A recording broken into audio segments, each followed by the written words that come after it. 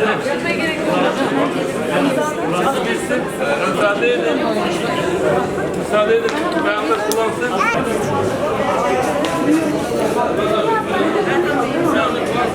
Birlik ve kardeşlik çağrılarıyla umut veren, dava bilinciyle yol yürüyen liderimiz geliyor.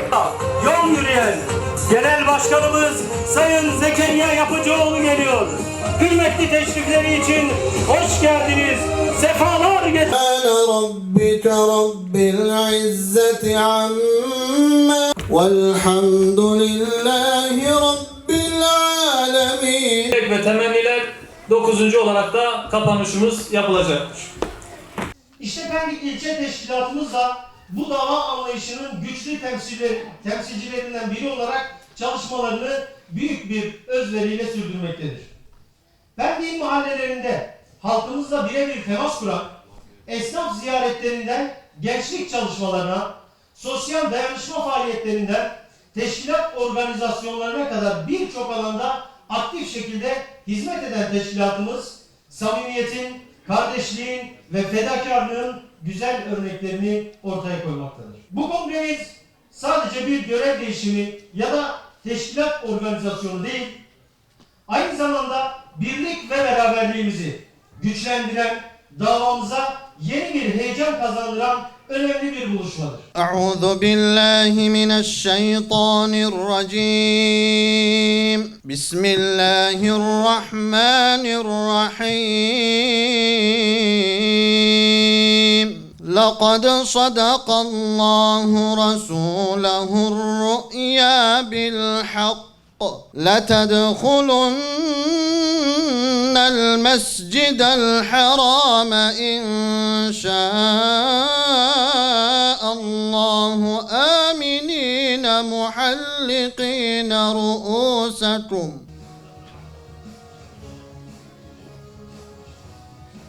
Divan Başkanımız Muhammed Harun Verbili'ye divan teklifi. Öncelikle Pendik ilçemizin 4. olağan kongresinin ilçemize hayırlara vesile olmasını Rabbimizden niyaz ediyoruz. Genel Başkanımız, çok kıymetli il başkanımız, siyasi partilerimizin ilçe başkanları, temsilcileri, sivil toplum kuruluşlarımızın temsilcileri, çok kıymetli misafirlerimiz, teşkilatlarımızın her kademesinde görev alan dava arkadaşlarımız, kadın kollarımız, gençlik kollarımız, sevgili misafirlerimiz, hanımefendiler, beyefendiler, Hüdapar Pendik İlçe Kongremizin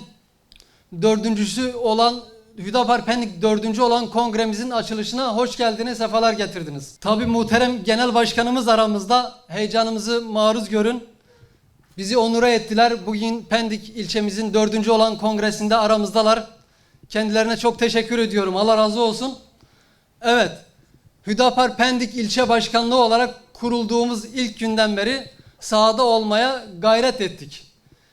Vatandaşlarımızla, Pendikli hemşerilerimizle birebir temas etmeye özellikle gayret ettik. Bu minvalde gitmediğimiz mahalle, dokunmadığımız Pendikli hemşerimiz kalmadı. Tabii Pendik'imiz 750 bin nüfusunu aşan bir nüfusuyla önemli bir ilçe, çok büyük bir ilçe.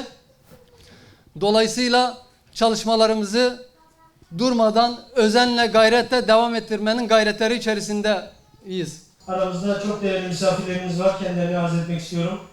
AK Parti Pendik Belediyesi Başkan Yardımcısı Sayın İbrahim Ataş, AK Parti Pendik Belediye Meclis Üyesi Sayın İdris Bilici, Yeniden Refah Partisi MKYK üyesi Ahmet Polat ve Yeniden Refah Partisi kurucu ilçe başkanı Sayın Fahrettin Karakurt, Saadet Partisi ilçe başkanı Yasin Kadıoğlu ve yönetimi, Van Dernekler Federasyonu Başkanı Sayın Bayram Çiftçi, Hayrat Vakfı Erdem Erdoğan yöneticilerinden Erdem Erdoğan.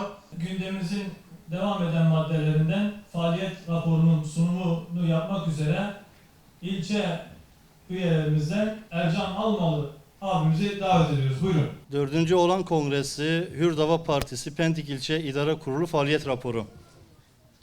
Hürdava Partisi insanın içine düşürüldüğü manevi buhrandan, maddi yoksunluklardan, ezilmişlik ve dışlanmışlıklardan kurtuluşunun ancak özüne ve fıtratına dönmesiyle mümkün olduğuna inanarak iyiliği emretmek, kötülükten sakındırmak, bizi biz yapan insani ve İslami değerleri yeniden ihya etmek ve yaşanır kılmak, toplumsal huzuru ve barışı sağlamak, hak ve hürriyetlerin tanınıp kullanılmasını zemini oluşturmak, insanları kula kulluktan ve ideolojilere kurban olmaktan kurtararak insanlara gerçek hürriyeti yaşatmak, toplumun temel değerlerini siyasete taşımak ve hakim kılmak, toplumu sistemle değil, sistemi toplumun inanç değerleriyle uyumlu hale getirmek, can, mal, din, akıl ve nesil emniyetini güvence altına almak, gaye ve prensipleri hayata geçirmek amacıyla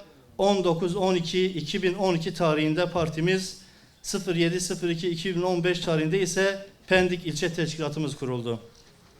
Partimizin kurulmasının temel dinamikleri arasında hiç şüphesiz hürriyet ve adalet aşkının büyük bir payı bulunmaktadır.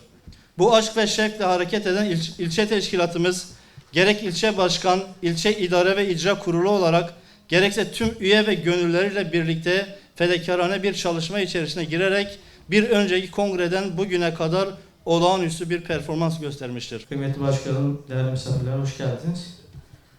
Hürdava Partisi İlçe İdare Kurulu Mali Faaliyet raporunu size sunacağım.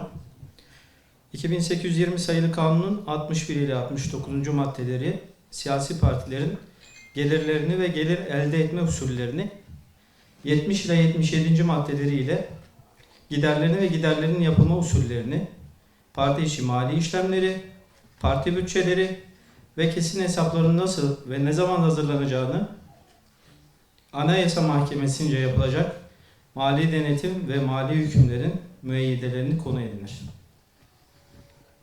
Tüzüğümüzün 113. ve 114. maddeleri partinin gelirlerini, 115 ile 117. maddeleri ise partinin giderlerini, gider usullerini ve denetimlerini konu alır.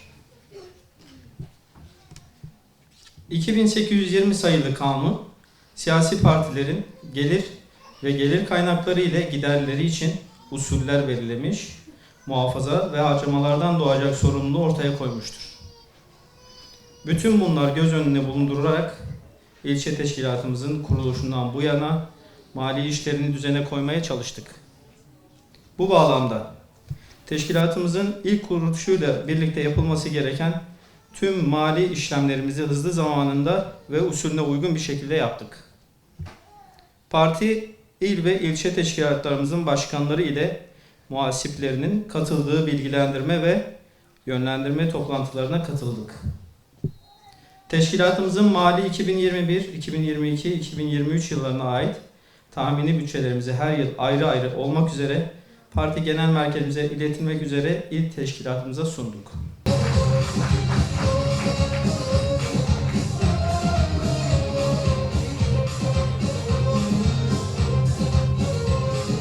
Bismillahi velhamdülillah ve salatu ve selamu ala Resulillah. Siyasi partilerimizin değerli temsilcileri, kıymetli yol arkadaşlarım, değerli basın mensupları, hanımefendiler, beyefendiler, sevgili gençler. Pendik ilçemizin olağan kongresine hepiniz hoş geldiniz. Sefalar getirdiniz. Allah'ın selamı, rahmeti, bereketi, mağfireti, inayeti hepimizin üzerine olsun inşallah. Pendik ilçemiz 4. kez olağan kongreye gidiyor ama parti olarak biz 6. olağan kongre sürecindeyiz. Bugün itibariyle şimdiye kadar 113 ilçemizin kongresini gerçekleştirdik. Bugün Pendik ile beraber 9 ilçemizde ilçe kongrelerimizi gerçekleştiriyoruz. Rabbimin izni ve inayetiyle inşallah Haziran sonuna kadar ilçe kongrelerimizi tamamlayacağız. Planlamamız o şekilde. Eylül sonuna kadar da il kongrelerimizi tamamlayıp Rabbim nasip ederse 2027'nin bahar aylarında büyük olağan kongremizi yapacağız. Yani genel merkezimizin organlarını seçecek kongremizi tamamlayacağız. Allah'ın izni ve inayetiyle inşallah yolumuza daha güçlenmiş, yenilenmiş, takviye edilmiş bir şekilde devam edeceğiz. Ben hem Pendik ilçemizde hem de diğer ilçelerimizde şimdiye kadar hizmet vermiş ve bundan sonra bir görev değişikliği nedeniyle, yenilenme, takviye nedeniyle görevi burada noktalayacak olan bütün kardeşlerime bugüne kadar yapmış oldukları hizmetlerinden dolayı ayrı ayrı yürekten teşekkür ediyorum. Rabbim cehdinizi, gayretinizi, çabanızı kabul eylesin. Kendi indinde makbul amellerden eylesin inşallah. Göreve yeni başlayacak ve göreve devam edecek kardeşlerime de hak yolunda, hakkın rızasını kazanma yolunda üstün muvaffakiyetler diliyorum. Rabbim mahcup etmesin. Allah-u Teala bize hakkı söyletsin. Hak için koşuşturanlardan, hakkı tutup ayağa kaldıranlardan eylesin inşallah. Evet, il teşkilatlarımızı, ilçe teşkilatlarımızı takviye ediyoruz, güçlendiriyoruz. İnşallah önümüzde muhtemelen 2027 yılında, yani gelecek sene bir seçim olma ihtimali var. Eğer zamanında yapılsa bile şunun şurasında 2 yıl gibi bir zaman kaldı. Seçime hazırlık, yenilenme, güçlenme parolasıyla inşallah bu kongrelerimizi gerçekleştiriyoruz. Bütün kardeşlerimden istirhamım, beklentim, talebim odur ki kongreden hemen sonra kolları sıvayıp sahaya inin. Rabbim yardımcınız olsun, güç ve kuvvet versin. Değerli dostlar, şu son günlerde ortaya saçılan rezaletleri görüyorsunuz. Daha önce de söyledim, bir siyasetçi olarak bunlar anlatılırken, tarif edilirken bile yüzüm kızarıyor. Utanç duyuyorum. Siyaset böyle mi olmalıydı? Biz yola çıktığımız günden beri ilk gün bir şey söyledik. Dürüst siyaset, gerçek adalet dedik. Önce insan, öncelik adalet dedik. Şimdi bu söylediklerimizin ne kadar değerli olduğu, dürüst siyasetin ne kadar elzem olduğu sanırım şu son rezaletlerin, pisliklerin ortalığa saçılmasıyla bir kez daha anlaşılmış oldu. Hatırlarsınız, bir önceki kongre sürecinde, yani 2023 yılında yapmış olduğumuz kongrelerimizin birinde bir belediye başkanlığının iştirakinin bizim kongremize ait masrafları karşıladığına dair bir iddiada bulunmuştu birileri. Bir siyasi partinin bazı mensupları, hatta birden fazla siyasi parti. Geçtiğimiz yıl Şubat ayında, 2025 yılının Şubat ayında iddia edildi ki Bursa'daki ilçe kongrelerimizin birinde biz kongre yaparken güya kongre üyelerine bir yemek verilmiş ve bu yemeğin bedelinde Bursa Büyükşehir Belediyesi karşılamış. Bir de ballandıra anlattılar. 2024 seçimleri öncesi, yani 31 Mart 2024'te yapılan mahalli idareler seçimleri öncesi, işte hani biz Bursa'da Büyükşehir adayı çıkarmadık ya, onu ima etmeye çalıştılar ki sanki biz kongre üyelerimize verilen yemek karşılığında orada adayı çıkarmayıp AK Parti'nin adayını desteklemişiz gibi bir hava estirmeye çalıştılar. Ben de çıktım, meydan okudum o zaman. Dedim ki Hodri meydan. Sizin bahsettiğiniz tarihte, o gün değil, o ay içerisinde Bursa'da sizin iddia ettiğiniz ilçe değil, herhangi bir ilçemizin kongresini yaptığımızı ispat edin, istifa etmekle kalmayacağım, partiyi kapatacağım dedim.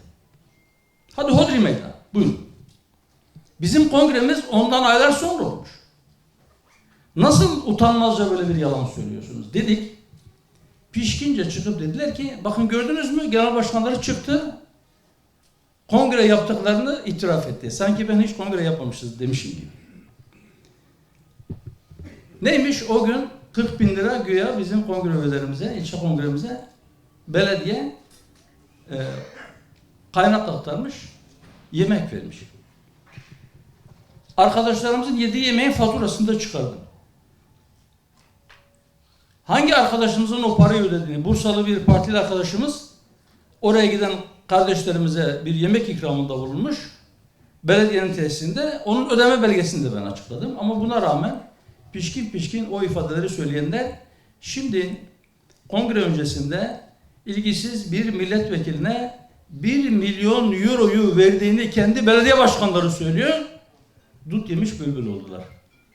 Ya da bazıları ne var bunda diyorlar. Bakınız 40 bin lira iddia ki o da gerçek dışı yalan. Ama milyon euroları kongre masrafı adı altında milletin kesesinden almışlar, iç etmişler. Sadece bu mu?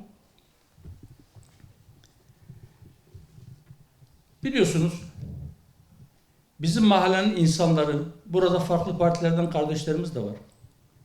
Benzer ithamlarla bizim mahallenin hangi semtinde oturuyorsa otursun, insanlar bir şeyle itham edildiler. Dini hassasiyetlerimizden dolayı bizim üzerimize geldiler, iftira ettiler, dini siyasete alet ediyorlar dediler. Öyle mi?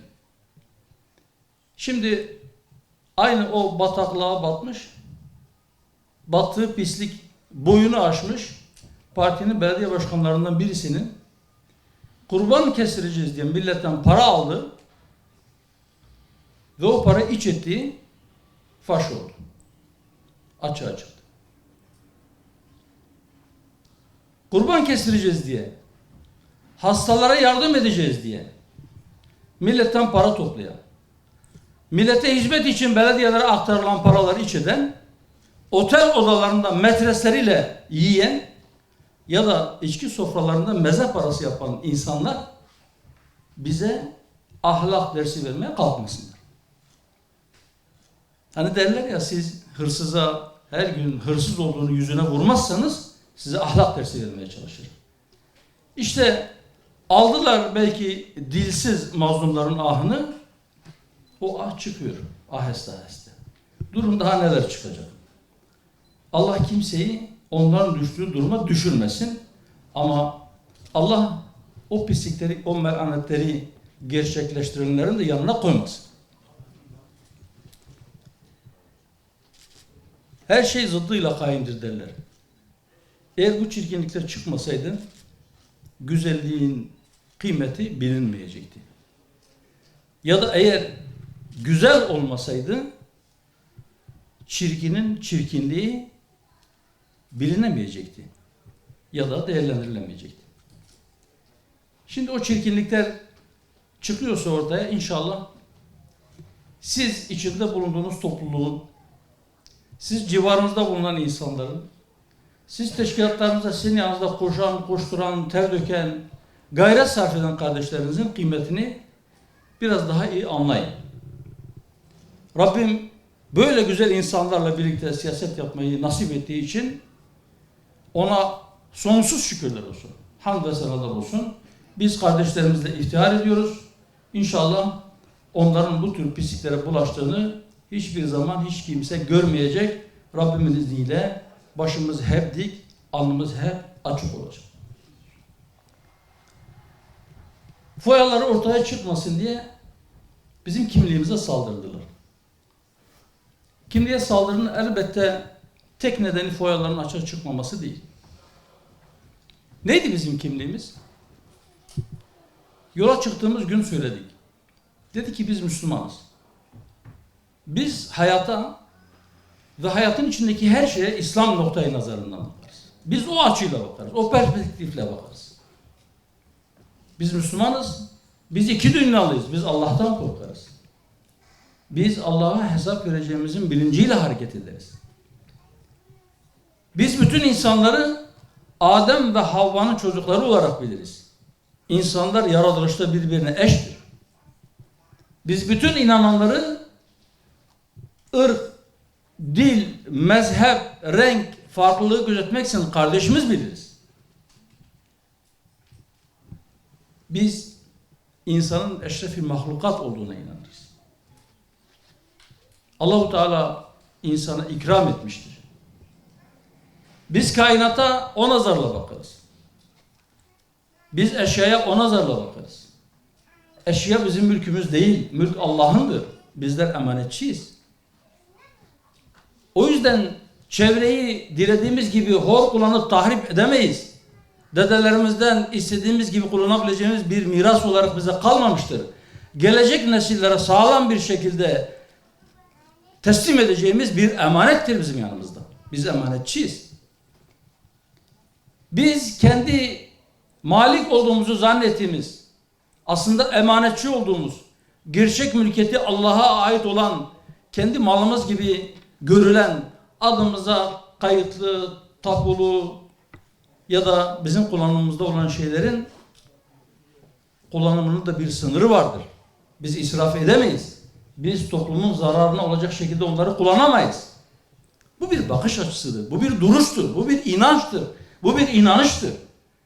Biz siyasete de öyle bakarız. Siyaset toplumun maslahatını gözetmektir. Siyaset şahsi menfaat elde etmenin bir yolu, yöntemi, aracı değildir. Siyaset bazı makamlara tırmanma merdiveni değildir. O makamlar nihai amaç değildir. Eğer o makamlar topluma hizmet etmenin aracı değilse o makamların bizatihi kendisi yüktür, beladır. Allah bu şuurdan bizleri ayırmasın inşallah. Şimdi beşeri bir din oluşturmaya çalışanlar inancı idareden uzaklaştırdılar. Çarşıdan, pazardan uzaklaştırdılar. Ekonomiden dışladılar. Aileden kovdular. Yavaş yavaş alanı daraltıp insanların vicdanını hapsetmeye çalıştılar. Dediler ki ya inanç dediğiniz şey Allah ile kul arasındadır. Biz bunu reddediyoruz. İnanç insanın sadece Rabbi ile olan ilişkisini değil. İnanç insanın diğer insanlarla olan ilişkisini de, insanın toplumla olan ilişkisini de, insanın eşyayla olan ilişkisini de, insanın aile ilişkilerini de, insanın siyasetini de, insanın ticaretini de düzenler kardeşim. Siz uymuyorsanız o sizin bileceğiniz iştir. Öte tarafa gittiğinizde yolun mezarda bitmediğini, her bir şeyin hesabının orada tutulduğunu ve sorulacağını o zaman görürsünüz. Biz o hesap bilinciyle biz bu şekilde inanıyoruz, bu şekilde hareket ediyoruz ve bu şekilde hareket etmeye de devam edeceğiz. İnancı hayattan kovmak isteyenler bütün inançsız yaşamak için bunu yapmıyor. Heva ve heveslerine sınır çizmeyen, beşeri bir dini onun yerine ikame etmeye çalışan ve kendi ilahlıklarını ilan edecek olan sahte ilahların piyonluğunu yapıyorlar ya da kulluğunu yapıyorlar. Ama bunun farkında değiller. Ama inşallah biz bütün sahte ilahlara, ilahlık iddiasında bulunanlara la diyeceğiz, la dedik, reddedeceğiz ve gerçek hürriyetin sadece Allah'a kul olmak olduğu konusundaki haykırışlarımıza devam edeceğiz. Değerli dostlar, bu küresel manada beşeri bir din oluşturmaya çalışanlar boş durmuyorlar. Her tarafta çalışıyorlar. Geçtiğimiz gün Londra'da bir miting yapıldı. Krallığı birleştir. İsmi bu. Sözüm ona krallığı birleştiriyorlar. Ama tesettüre bölmüş 3 kadını sahneye çıkarıyorlar. Yuhalatıyorlar. Sonra çıkar onları diye bağırışmalar ve o kadınlar tabii konu mankeni tesettürden arınıyorlar. Kendi krallıklarını ya da küresel krallıklarını birleştirebilmek, bir araya getirebilmek için İslam'ın şiarlarından olan tesettüre saldırıyorlar. Tesettür düşmanlığı üzerinden birleşmeye çalışıyorlar. Kendi oluşturdukları sahte dinin kullarını bu şekilde konsolide edip bir araya toplamaya çalışıyorlar. Peki değerli dostlar, Onlar yani bize, bizim değerlerimize, bizim inancımıza, bizim inancımızın şiarlarına bu düşmanlığı yapanlar bunun üzerinden birleşmeye çalışırken biz ne yapıyoruz? Biz Müslümanlar, Allah'a ve ahiret gününe inananlar, yaptıklarının hesabını verme bilincinde olanlar ne yapıyoruz? Ne haldeyiz? Niye bir araya gelemiyoruz? Niçin iyilik ve takva üzere yardımlaşamıyoruz? Niçin birbirimizle hayırda yarışmıyoruz? Niçin birbirimizle uğraşıyoruz? Enerjimizi, mesaimizi, imkanlarımızı birbirimize karşı kullanıyoruz. Ortak düşmanlarımız dururken. Herkesin bu soruyu kendisine sorması ve buna kendisini tatmin edecek ve her şeyden daha önemlisi Rabbinin huzurunda onu mesuliyetten kurtaracak bir cevap bulması lazım. İşte Gazze gözlerimizin önünde. Ümmetin bu perişanlığı, bu dağınıklığı, bu birbiriyle uğraşmasının sonucu olarak Gazze 2,5 yıldır bombardıman altında. Aslında 78 yıldır. 2 gün önce Nekbe'nin 78. yıl dönümüydü. 15 Mayıs. Siyonist terör örgütü kendisini devlet olarak ilan etti. Filistinli kardeşlerimizi oradan zorla göç ettirdi. Onlar geçici olarak oradan çıktıkları düşüncesiyle anahtarlarını yanlarına aldılar. Hala o anahtarları saklıyorlar. Biz bir gün döneceğiz diyorlar. Fakat o zorla yerinden ettirilenlere her gün yenileri ekleniyor. Siyonistler çok güçlü oldukları için değil. Sayıca bizden fazla oldukları için değil. Ellerinde çok gelişmiş silahlar olduğu için değil. Biz dağınık olduğumuzdan.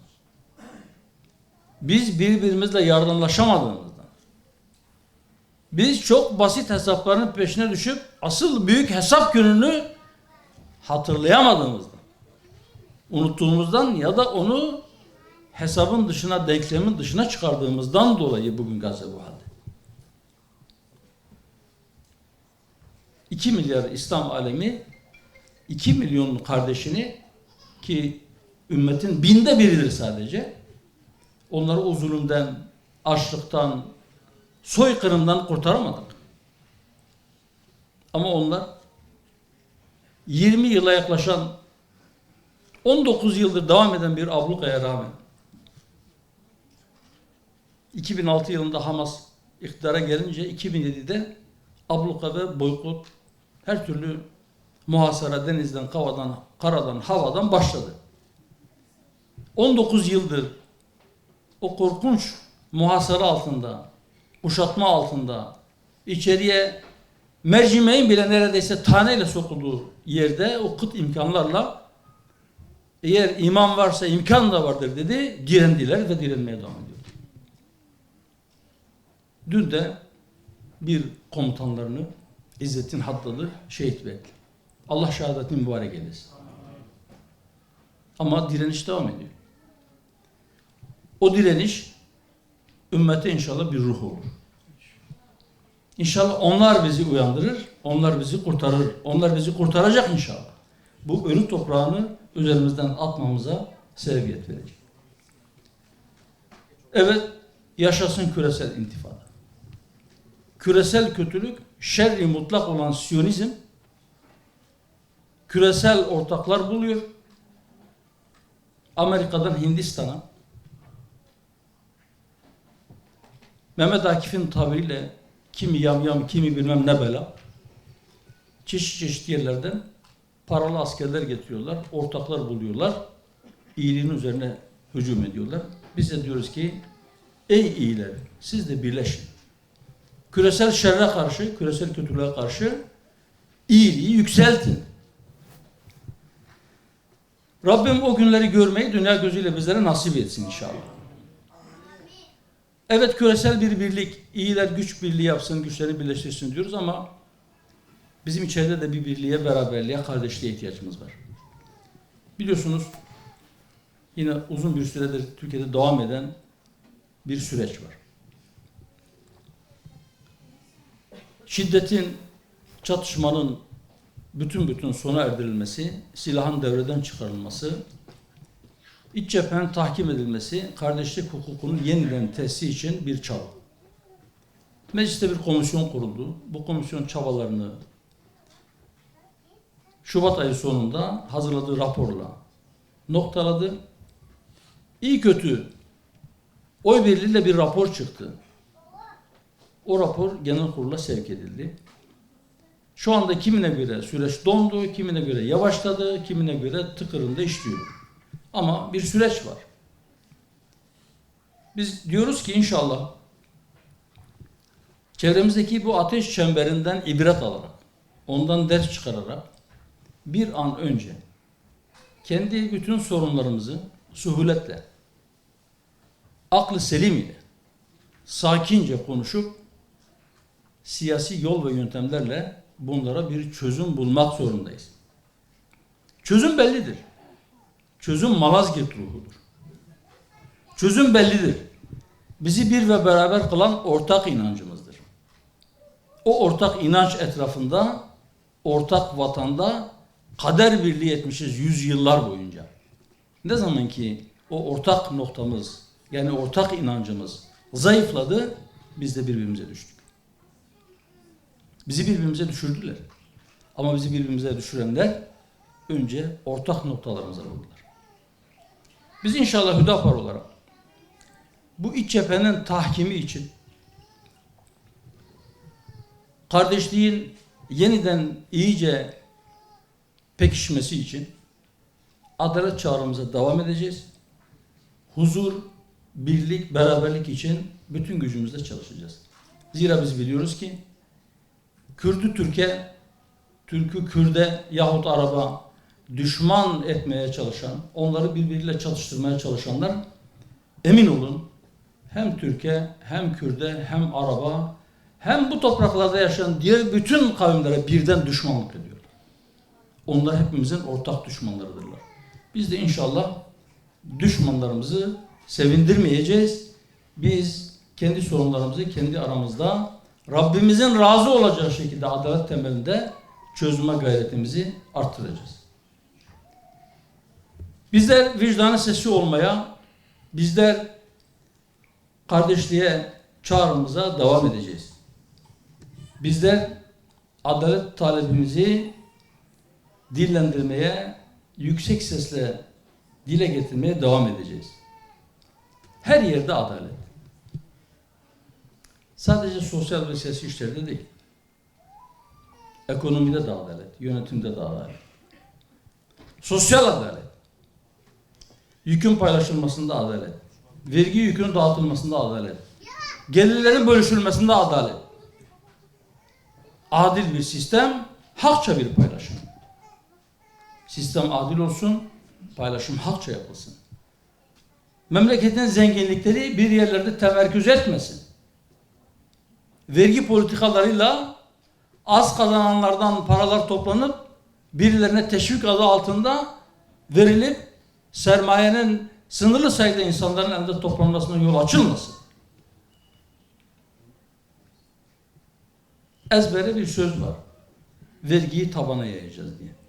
Biz de diyoruz ki gelin vergiyi tavandan alalım. Refahı tabana yayalım. 1980'lerin ilk yarısından itibaren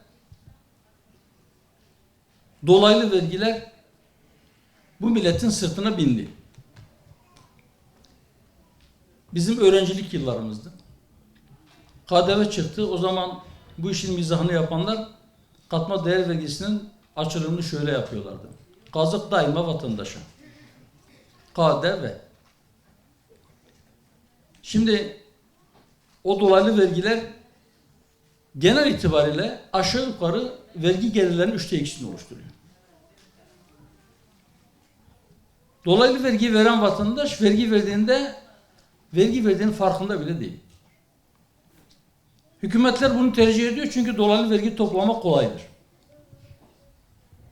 Vatandaş alışveriş yaparken o dolaylı vergi, KDV'yi, özel iletişim vergisini, özel tüketim vergisini ödüyor. Onun fiyatın içerisinde bir parça olarak ödüyor. Öyle görüyor. Aldığı malın fiyatı olarak biliyor. Onu satan da fiyatını ayrı, vergi ayrı bir şekilde kamu adına onu tahsil edip vergiyi götürüp vergi dairesine yatırıyor. Zahmetsiz bir vergi toplamı. Böyle olduğu için bu tercih ediliyor ama bu şu demektir. Dar gelirliler vergi yükünün yarısından fazlasını kendi sırtında taşıyor demektir. KDV'yi, özel iletişim vergisi, özel tüketim vergisini sadece dar gelirli mi? Yok. Alışveriş yapan herkes ödüyor. Ama geçinmek için gelirinin tamamını harcamak zorunda olan, hatta geliri yetmezse borçlanarak onu da harcarken vergi veren vatandaş asıl yükü çekiyor.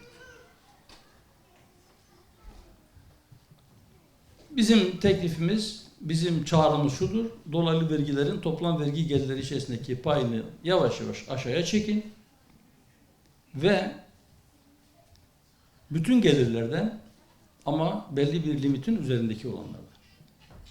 Yani geliri zaten kendisine yetmeyenlerden değil. Belli bir limitin üzerinde gelirli olanlardan, çok karmaşık vergi mevzuatına da gerek yok. Standart bir vergi alın. Emin olun o zaman daha fazla vergi toplarsınız. İstisnasız herkesin, yani o belli limiti aşanlardan, nisap miktarını aşanlardan %10 vergi alın, şu anda topladığınızdan daha fazla vergi toplarsınız. Bir de servet biriktirmiş olanlardan, o serveti bu milletin havasını, suyunu, toprağını kullanarak, bu millete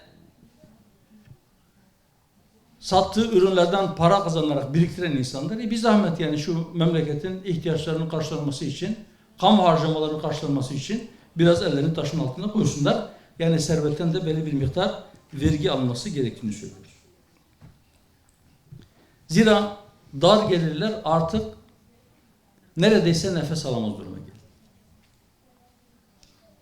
Açlık sınırının yarısına yakın bir rakam ile geçinmeye çalışan emekliler var. 30 küsur bin açlık sınırı, 20 bin lira emekli aile. Ne demek açlık sınırı? 4 kişilik bir ailenin sadece gıdaya harcaması gereken para. Sağlıklı beslenebilmek için sadece mutfak harcaması. Mutfağın da tüpü yok içinde. Sadece gıda. Şimdi böyleyken insanlar 20 bin liraya nasıl geçinsin? Üstelik emeklilerin önemli bir kısmı artık çalışamayacak bir yaşta. Hadi bazıları erken yaşta emekliyse, 50'li yaşlardaysa hala çalışabilir belki. Zaten çoğu çalışıyor. Çünkü emekli maaşıyla geçinemiyor. Peki asgari ücretli? Uzun bir aradan sonra ilk defa açıklandığı anda bile açlık sınırının altında olan bir asgari ücret var şu anda Türkiye'de. Ve bu sürdürülebilir değil. Dün bir açıklama yapıldı. Önümüz bayram. Emeklilerin bayram ikramiyeleri hesaplarına yatmaya başlayacak. Bu emekli ikramiyeleri ilk çıktığında dişe dokunur bir şeydi. Şimdi sadece bayram şekeri almaya bile yetmiyor. Bırakın kurbanı. Çünkü paranın değeri azaldı. Eskiden bir asgari ücreti maaş aldığında birkaç kağıt, yani birkaç tane 200 lira alıp cebine koyuyordu. Şimdi asgari ücret en büyük banknot olan 200'lüklerden 100 tanesini alsan cebine koysan asgari ücret etmiyor. Asgari ücretli parasını katlayarak cebine koyamıyor. Para o kadar değersizleşmiş. Bir zamanlar Saddam sonrası Irak'ta para öyle pul olmuştu ki ben de gittim kendim gördüm. Çarşıda el arabaların üzerinde böyle balya balya paralar. 100 dolar veriyordunuz. Cebinize sığmayacak kadar adam size Irak riyali veriyordu. Biz o tarafa doğru mu gidiyoruz? Şimdi paranın değeri böyle düşmüşken, paranın satın alma gücü gittikçe gerilerken, geçim sıkıntısı çeken insanları bu halde bırakmamak lazım. Bizim beklentimiz oydu ki en azından şu bayram ikramiyeleri bir nefes alırsın ve Temmuz ayında da dişe dokunur bir zam yapılsın. Buradan şu çağrıda bulunayım. Sadece emekli ve memur maaşlarına değil, asgari ücrete de şu Temmuz ayının başından itibaren en azından geçerli olmak üzere bir ara zam yapılması bir zaruret haline gelmiş. Birkaç konuya kısaca değinmek istiyorum. Birisi aile. Biliyorsunuz geçtiğimiz yıl aile yılı ve aile 10 yılı ilan edildi. 2026-2035 yılları aile 10 yılı olarak kabul edildi. Ve ailenin güçlendirilmesi konusunda bazı adımlar atılacak. Bir de gündemdeki hususlardan bir tanesi de yeni anayasa. Şimdi bu iki meseleyi ben birbirine bağlayarak dikkatlerinizi bir noktaya çekmek istiyorum. Bakınız, şu anda Türkiye'de 1980 askeri darbesinin yapmış olduğu 82 anayasasıyla memleket idare ediliyor. Şimdi hükümet, Sayın Cumhurbaşkanı millete çağrı yapıyor. Gençlere çağrı yapıyor. Gençler evlenin. Evlenirseniz size kredi vereceğiz. Bu kredi işte eğer şu kadar yıl içerisinde 2 çocuğunuz olursa krediyi de geri almayacağız. Hibeye dönüştüreceğiz. Böyle çağrılar yapıyor. Bir taraftan da yeni anayasanın memleket için bir ihtiyaç olduğunu söylüyor. Biz de söylüyoruz. Biz gençlere evlilik kredisi değil, evlenirken onlara hibe verilmesi gerektiği, onlara bir çeyiz yardım yapılması gerektiğini söylüyoruz. Bu paranın geri alınmaması gerektiğini söylüyoruz. Bunu yıllardır söylüyoruz. Aile kurumunun topluca saldırı altında olduğunu söylüyoruz. İşte son gördüğümüz birkaç tane reklamda bunu net bir şekilde gördük. Bir beyaz eşya reklamında köpeklerin nasıl insan yerine konduğu ve çocuksuz ailenin ya da anneliğin değerini düşürdüğünün rezilce bir örneğini gördük. Sonra o reklamı hemen kaldırdılar, geri çektiler. Aynı şekilde bir araba reklamı. Aynı arabanın Almanya'da yayınlanan bir reklamı var. Arabanın genişliğini anlatıyor. Arabanın kapısı açılıyor, 4 tane çocuk çıkıyor içinden boy boy. Delikanlı çağlardan. Türkiye'de kapı açılıyor, içinden 5 tane köpek çıkıyor. Şimdi biz hep suçu dışarıda arıyoruz değil mi? İşte bu reklam şirketinin başında bir tane Yahudi varmış. Yok işte bu markalar yabancı markalarmış. Biz kendimize bakalım. Biz ne yapmışız? Bakınız 1982 Anayasası'nın 41. maddesinin 2. bendini size okuyacağım şimdi. Halen yürürlükte. Bu anayasanın üzerinde 20'den fazla değişiklik yapıldı. Ama bu madde yerinde duruyor. Maddenin başlığı da sözüm ona ailenin korunması ve çocuk hakları. Güya bu maddeyle aileyi koruyormuşuz. Bakın nasıl koruyormuşuz aileyi. Devlet ailenin huzur ve refahı ile özellikle ananın ve çocukların korunması ve aile planlamasının öğretimi ile uygulanmasını sağlamak için gerekli tedbirleri alır, teşkilatı kurar.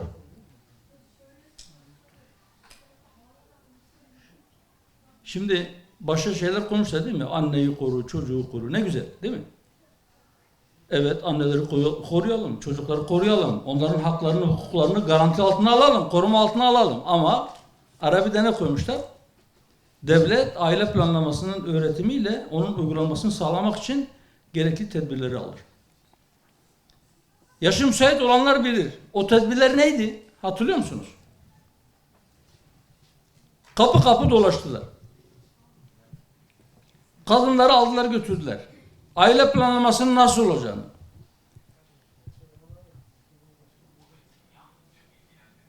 çocuk yapmamak için neler yapması gerektiğini ballandıra anlattılar. Buna da yetinmediler. Kadınlarımızın önemli bir kısmını kısırlaştırdılar arkadaşlar.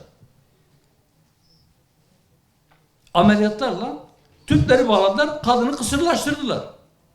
Şimdi de efendim bizim nüfus artışımız kritik eşiğin altına düştü. Kim yaptı? Bunu da elin gavuru mu yaptı? Bir millet kendine bu kadar kötülük eder. Kenan Evren denen Netekin Paşa darbeci, baş darbeci memleket dolaşıyordu. Yaşam müsait olanlar hatırlar. hemen her mitinginde yeni anayasanın oylanmasının öncesinde 1982 yılının başından oylamanın yapıldığı Kasım ayına kadar her memlekette bu aile planlamasını ballandıra anlatıyor. Çok çocuk yapmayın diye. İşte yapmıyorlar. Şimdi 44 sene sonra biz bunları konuşuyoruz. 44 sene önce bunu yaptılar. Bugünü görerek yaptılar. Bugünü planlayarak yaptılar. Şimdi biz bazı tedbirler açıklıyoruz. Diyoruz ki 2 çocuk yapana şu kadar, 3 çocuk yapana bu kadar destek vereceğiz. Gençlere de 250 bin lira, 200 bin lira neyin şeyini tutacaksa, yani ne işe yarayacaksa 200 bin lira. Açıklandığında biraz bir kıymeti vardı. O da belli bir yaşa kadar. Zaten şu anda evlilik çağında olan ve maddi sıkıntılar nedeniyle evlenemeyen ya da evlenmekten korkan gençlerin önemli bir kısmı o yaşı geçmiş durumda. Bu tedbirlerle biz bugünden yarına 1 yıl, 2 yıl içerisinde bazı işlerin düzelmesini, çocuk sayısının tekrar kritik eşik olan 2.1'in üzerine çıkmasını bekliyoruz. Beklemeyin efendiler. Beklemeyin. Siz bugünden tedbir alırsanız belki 40 yıl sonra siz bunun sonuçlarını alırsınız. Ve bu tedbirlerle de değil. Daha ciddi tedbirler alınmalı. Aileye yönelik saldırılar mutlak surette önlenmeli. Ve bu saldırıları toplumu yıkıcı bir faaliyet olarak görüp ona göre tedbirleri ciddiyetle almalıyız. Evet değerli dostlar, anayasadaki tek mahzurlu madde şu aile planlaması ile ilgili şey değil. Bu oldu bitti. Yapacağını yaptı. Fakat daha bunun gibi pek çok şey var. O anayasada dediğimiz gibi 3'te 2'si değişmiş olmasına rağmen, defalarca değişiklik yapmış olmasına rağmen o anayasada hala darbeci bir ruh ve o anayasanın faşist iskeleti yerinde duruyor. Memleketin ihtiyacı 22. kez anayasada kısmi değişiklik yapmak değil. Memleketin ihtiyacı tamamen yeni bir anayasadır. Bu yeni anayasa bu milletin tarihiyle barışık, bu milletin inancına uygun, bu milletin örfünü, adetini, geleneğini, yaşam biçimini göz ardı etmeyen bir anayasa olmalı. Bizim anayasamız olmalı. Bizim anayasamız bizimle inancımızın arasına set koyamaz. Biz müstemleke değiliz. Biz harpten mağlup çıktık da galipler bize bir anayasa dayatmış pozisyonda değiliz. Bu millet kendi izzetiyle, kendi onuruyla, kendi bilgisiyle, kendi birikimiyle kendi anayasasını yapabilir, yapmak zorundadır. Ve inşallah yapacaktır. Değerli dostlar, ben çok daha fazla uzatmayayım. Aslında söylenecek çok şey var. Ama şu kadarını söyleyeyim. Tekrar küresel şer ittifakının Siyonist gaddarlığın uygulamalarına kısaca bir değinelim. Biliyorsunuz Sumut filosu, Sumut kararlılık demek. Sumut filosu 1 ay kadar önce Barcelona'dan yola çıktı. Girit Adası açıklarında müdahaleye maruz kaldılar. Saldırıya maruz kaldılar. Oradaki insanlar bir kısmı şiddet gördü. Yollarından alıkonuldular. Zorla Yunanistan'ın Girit Adası'na götürüldüler. Onların bir kısmı Türkiye'ye getirildi. İşlerinden ikisi işgal altındaki Filistin topraklarına zorla götürüldü. Birkaç gün orada esir kaldıktan sonra onlar da kendi memleketlerine döndüler. Şimdi Marmaris'ten Girit açıklarında saldırıya uğrayanlar da dahil yeni katılımcılarla birlikte Sumut filosu yeniden yola çıktı. Açık denize şu anda yol alıyorlar. Ve Siyonist teröristler tehditlerini savurmaya başladılar. Diyorlar ki biz Girit Adası açıklarında yaptığımız saldırıdan daha beterini yapacağız. Eğer bunu Sumut filosundaki o yürekli insanlara, o vicdanlı insanlara bir gözdağı olsun diye söylüyorlarsa nafile. İnşallah onlar isimleri gibi kararlıdır. Ve onlar her şeyi göze alarak yola çıktılar. Onlar küresel vicdanı temsilen insanlık adına bir utanca dikkat çekmek için gittiler. Onların taşıdıkları yardımlar Gazze'deki mazlumların ihtiyaçlarını karşılamaya yetecek bir şey değil. Ama bir şeye ışık tutuyorlar. Bir şeyin altını çiziyorlar. Orada bir abluka var. Bu abluka gayri hukukidir. Gayri meşrudur. Gayri ahlakidir. Gayri insanidir. Ey ben insanlığımdan istifa etmedim.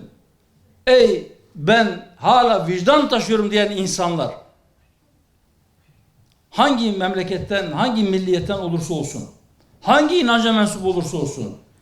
Ey biz insanız diyenler. Bu insanlığa karşı işlenen suçlara karşı sesinizi yükseltin. Orada bir dram var. Orada bir soykırım var. O soykırım devam ediyor. Buna karşı sesinizi yükseltin demek için yola çıkıyorlar. Gazze unutulmasın diye. Televizyonları açıyorsunuz. 28 Şubat'tan bu yana, hatta 28 Şubat öncesinden Amerika İran'a bu gece mi saldıracak? Amerika nereye vuracak? İsrail kaç hedefi vurdu? O bombardımanlarda can kaybı ne kadar oldu? Ya da misilleme saldırılarında hangi noktalar vurdu? Hep bunlar konuşuluyor. Bu işin sonu nereye varacak? Petrol fiyatları nereye çıkacak? Gazze'de çocuklar açlıktan ölüyor. Gazze'de bu savaş tamtamlarının arasında annelerin feryadı duyulmaz oldu. İşte Sumut filosu böyle kıymetli bir şey yapıyor.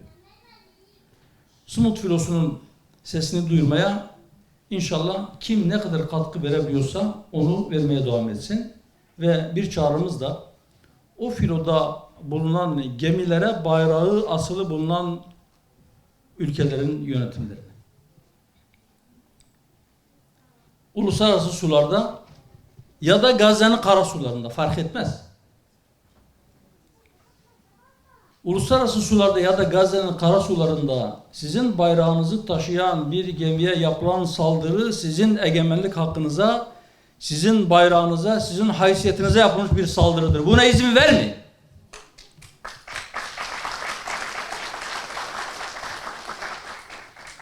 Kendi vatandaşlarınızı koruyun. Onların canını koruyun. Onların hürriyetlerini koruyun. Onların seyahat etme hürriyeti vardır. İstediği yere gider. Düşünün. Mesela sizin bir deniz taşıtınız. Buradan Cezayir'e, buradan Kıbrıs'a, buradan Girit'e, buradan Tunus'a, Fas'a, İtalya'ya, İspanya'ya varmak için yola çıkarsa. Turistik ya da ticari bir amaçla.